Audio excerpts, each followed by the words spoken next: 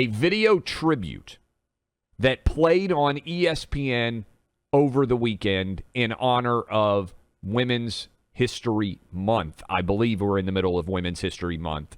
And this is ostensibly what is airing on a sports network. I say ostensibly because ESPN has become a far left-wing woke universe, just like MSNBC, just like CNN. And so people say, how did you go from sports to this? Well, sports became so woke that I found myself fighting back against the insanity out there every single day, and COVID just put it on steroids, and now here Buck and I are. But I think it's important for you guys out there to recognize how you can be sitting down just wanting to know who won a basketball game.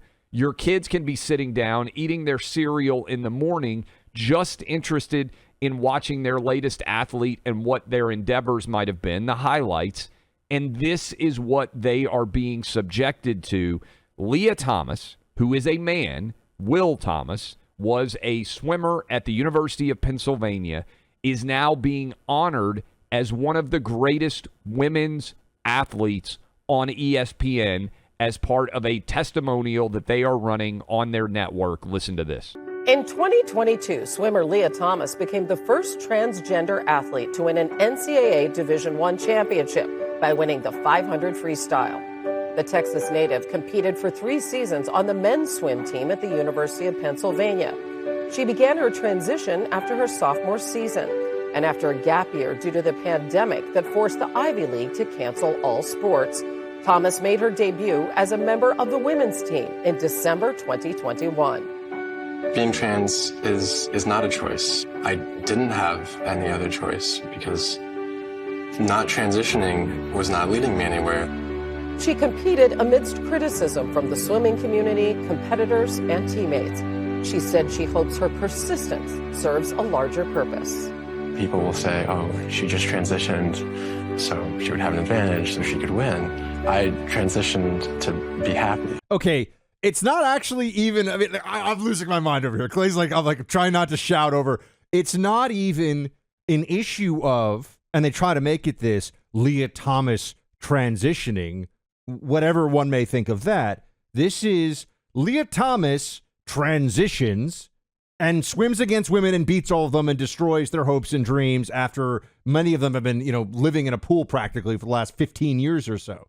That's the issue, okay? Notice it's all, but I had to transition. No, you didn't have to actually compete at that level. What's more important to you, right? To be able to transition or to be able to transition and compete against women? I think it's such an interesting case study here because they're really pushing this hard. ESPN, Clay, right? This is crazy to most normal people all across the country.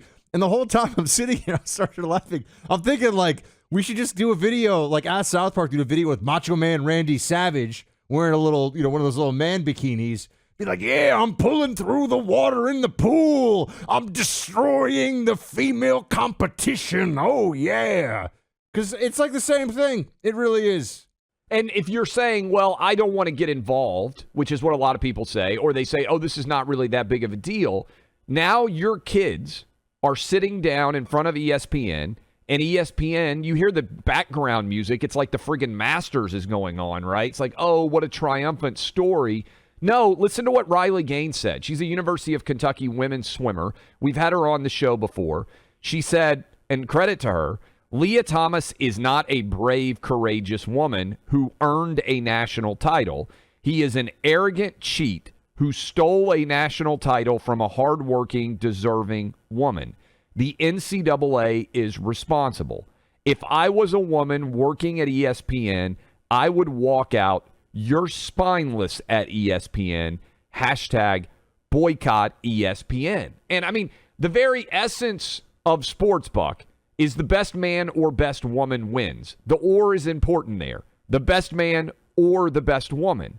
A man who identifies as a woman stole a women's NCAA championship, and ESPN just ran that hagiographic women's history celebration of Lia Thomas.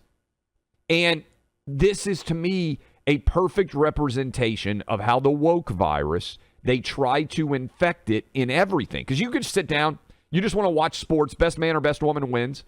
Women's NCAA Final Four is set. You can be a big women's basketball fan. Caitlin Clark's an incredible athlete.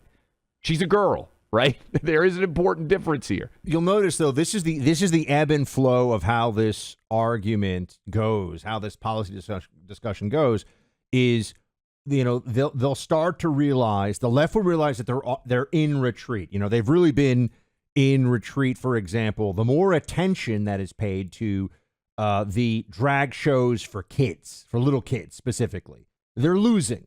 And the Democrats are losing on that issue when there's focus on it. And so what do they start to do? They say, why are you so focused on this? It's not really that big a deal. You're exaggerating it. They do this with so many issues, but on the trans issue, it's particularly poignant. And then they do something like this: ESPN honoring, or Rachel Levine, Time Magazine, Woman of the Year. I mean, they keep pushing it in the furthest they can get away with. When they feel like the public's gonna not be primed for the defense that's been made, or for the attacks that have been made against us for a while. And it's just the same thing over and over again. They are gaslighting everybody. They're saying, oh, it's not something that really matters that much to us. Why does it matter so much to you? And then the cultural touchstones that they control and where they can operate with impunity, right? I mean, ESPN is it owned by Hearst still? 80%, to be fair, 80% Disney, 20% Hearst owned. But Disney owns the majority stake. It's basically a Disney property. Fascinating. I mean, I actually did the math here on the show, back of napkin math once, for the head of content at Disney, the one who said on video, I have a trans child and a pansexual child. And it's funny because I remember recently Jordan Peterson was on Rogan, and he did on that show the mathematical. This stuff is obvious, by the way, right? I mean, it's just important for everyone to think about this. The chance of having both a trans child and a pansexual child separately as one adult individual, you're the only person on planet Earth that would have that, unless you, the adult, were pushing this stuff on your kids and the environment you're putting them in, the kinds of things that you're subjecting them to. And so, we see this top to bottom, and it's coming from some of the most powerful. I mean, you said Disney owns ESPN. I mean, they want Disney to be the one doing this. I hope everyone understands that. The plan here is for there to be full-on Disney movies, like feature films about trans 8-year-olds within the next 5 years. Does anybody doubt that? Because everything else that we've set up turns out to be the case. And I think that's why this is so particularly pernicious and noxious.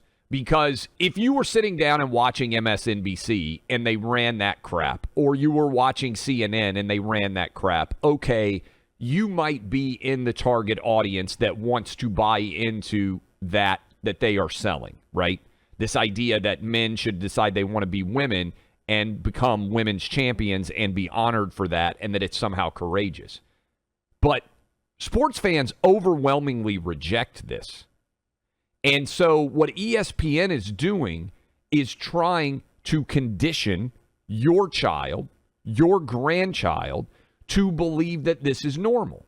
That biology, NPR just tried this recently, Buck. Did you see where NPR said, oh, there's no evidence that women are not as good as, that trans athletes are having more success? And I would just say, clearly the Lia Thomas situation, a man identifies as a woman and becomes a champion. You know what there's no evidence of, Buck? A woman who identifies as a man and wins a male championship, or even is able to make a male sports team, because biology's real. It only goes one direction and destroys women's athletics. Well, they also pretend to be much worse at statistics and science and logic than they actually are in this case, when they're saying, oh, but they're not really, wasn't there there was a male to female, and they're not female. I mean, the real fundamental problem here that we come up against, it's not just the pronoun usage, it's that you're not actually a woman. It's not reality.